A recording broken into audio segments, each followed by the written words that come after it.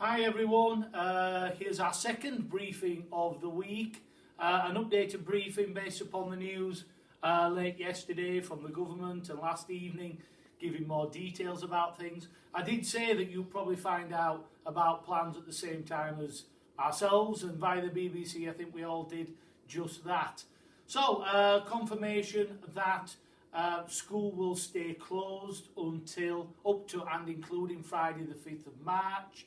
And then there will be a review of what happens from Monday the 8th of March. We don't know yet, obviously, what the outcome of that will be, and I'm sure that you'll find out at the same time as us. So key worker provision, vulnerable provision only, continues for the next 2 weeks up to February holidays, and then for the 2 weeks after February holidays up to and including Friday 5th of March, by which point we should have updated position on where we go from there.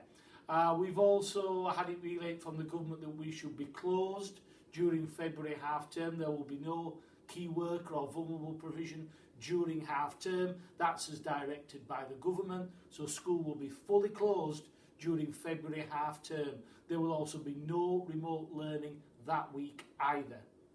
So there'll be 2 more weeks after this week of normal lockdown normal provision.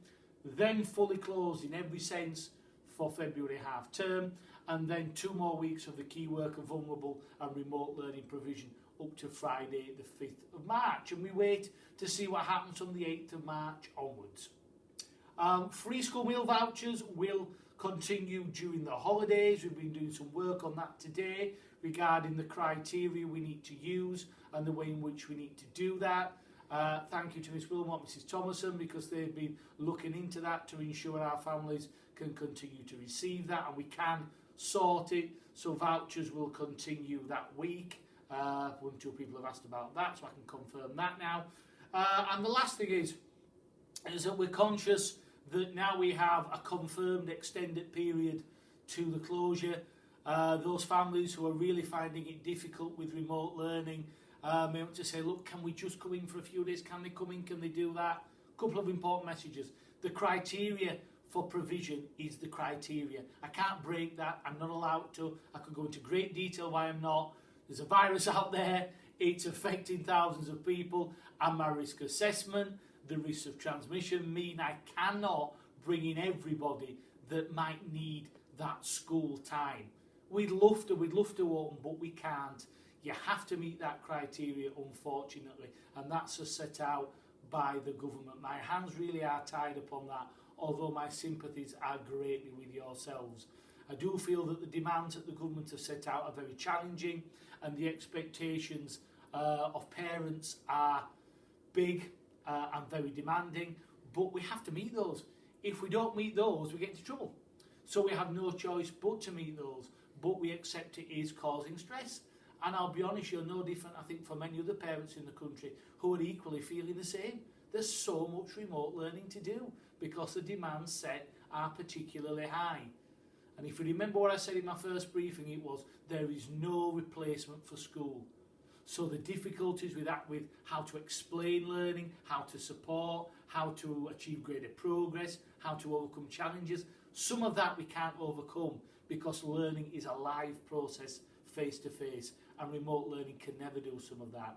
So we understand your feelings, we understand how you are on things. Please don't bombard us with requests for provision places, because unless you meet the criteria, we can't do anything about that. And my final message will be, and I've said this before, that provision in school is not open learning in school. People are in the gym accessing the remote learning day in school. They're not face-to-face with their teacher. They're not having a normal school day. They're not in their classroom. They're in provision. We're providing provision only, and they're doing the same things as the children who are working from home. It is an identical model. We're not going to favour one or the other. It's identical, and it has to be like that. So coming in does not mean they're getting a normal school day. In fact, it's far from it. So please have patience. Please have understanding. We get this is not a perfect scenario at all. We know there's pressure there, but we can't really do anything right now to alter that. So please stick with us. We understand this is an appalling time.